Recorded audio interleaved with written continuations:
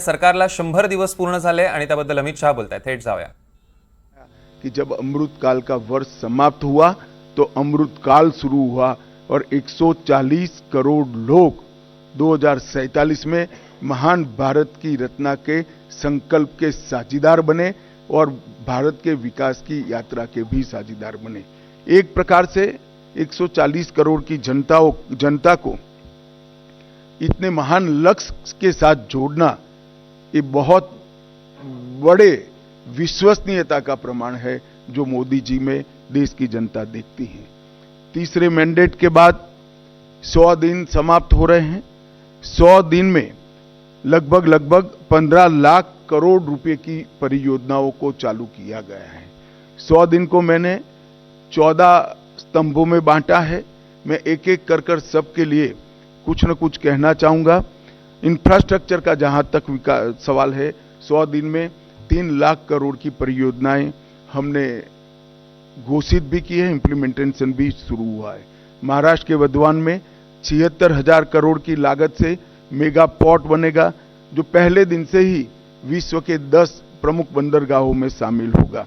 49,000 करोड़ की 25,000 अनकनेक्टेड गांवों को जोड़ने की योजना, ये योजना 100 की आबादी वाले गांवों को भी जोड़ेगी। तो एक प्रकार से मजले, टोले और आदिवासी क्षेत्रों की छोटी वसाहतों को भी अब रोड से बारहमासी कनेक्टिविटी दी जाएगी। 50,600 करोड़ की लागत से भारत के बड़े रोडों को भी बढ़ाने का निर्णय नरेंद्र मोदी सरकार ने किया है। वाराणसी में लाल बहादुर शास्त्री इंटरनेशनल एयरपोर्ट, पश्चिम बंगाल में बागडोगरा, बिहार में बिहटा में उन्नयन और अगत्ती और मिनीकोय में नवी हवाई पट्टी बनाकर पर्यटन को बढ़ावा देने के लिए आगे बढ़े हैं।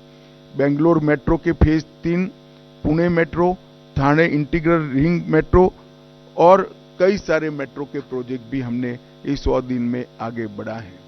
किसानों को और कृषि का जहां तक सवाल है, 70वीं किस्त प्रधानमंत्री किसान सम्मान योजना की 9.5 करोड़ किसानों को 20,000 करोड़ रुपया वितरित किया गया और अभी तक कुल 12 करोड़ 33 लाख किसानों को 3 लाख करोड़ रुपया वितरित किया गया है। खरीफ फसलों का एमएसपी बढ़ाया गया है। मैं एमएसपी पर जरूर कहना चाहूंगा कि आप लोग भी आंकड़ों का अध्ययन करिएगा। यूपीए सरकार और कांग्रेस की राज्य सरकारों से कई गुना ज्यादा एमएसपी की खरीदी भारतीय जनता पार्टी की नरेंद्र मोदी सरकार ने की है, हमारी एनडीए सरकार ने की है। यही बताता है कि ये सरकार किसानों के हितों को समर्पित है। मक्के से इथेनॉल के उत्पादन के लिए सहकारी चीनी मिलों के इथेनॉल उत्पादक इकाइयों का मल्टीफीड इथेनॉल इकाइयों में रूपांतरण किया गया है। अब वो न केवल गन्ने के रस से, मक्के से भी इथेनॉल उत्पादन कर पाएंगे। तो जिस वक्त देश में चीनी की जरूरत होगी तब गन्ने का रस का उपयोग नहीं होगा, मक्के का उपयोग होगा, और चीनी ज्यादा होगी तब चीनी के रस से इथेनॉल बनेगा। हमने प्याज और बासमती चावल की न्यूनतम निर्यात मूल्य एमईपी को हटा दिया गया है।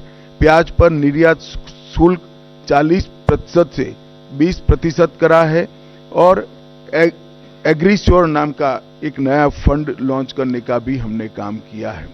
मध्यम वर्ग को भी इस 100 दिनों में कई सारी राहत दी गई है। टैक्स राहत, 7 लाख तक की आय पर अब कोई टैक्स नहीं लगेगा। 1 रैंक 1 पेंशन का तीसरा संस्करण लागू कर दिया गया है और 3 करोड़ घर प्रधानमंत्री आवास योजना के तहत स्वीकृत किए गए हैं। शहरी योजना के तहत 1 करोड़ घर और ग्रामीण इलाकों में 2 करोड़ घर। प्रधानमंत्री सूर्यघर मुफ्त बिजली योजना एक प्रकार से 2024 के बीच 2.5 लाख से ज्यादा घरों में सौर ऊर्जा का सिस्टम अब तक लग चुका है।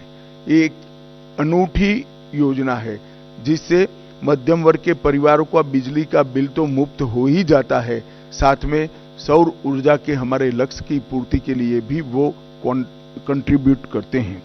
पीएम ई बस सेवा एनवायरमेंट फ्रेंडली सिस्टम तैयार करने के लिए लगभग 3400 करोड़ की सहायता से हमने पीएम ई बस सेवाओं की स्वीकृति दी है और स्टार्टअप को वित्तीय राहत और इनोवेशन को बढ़ावा देने के लिए स्टार्टअप तर आपण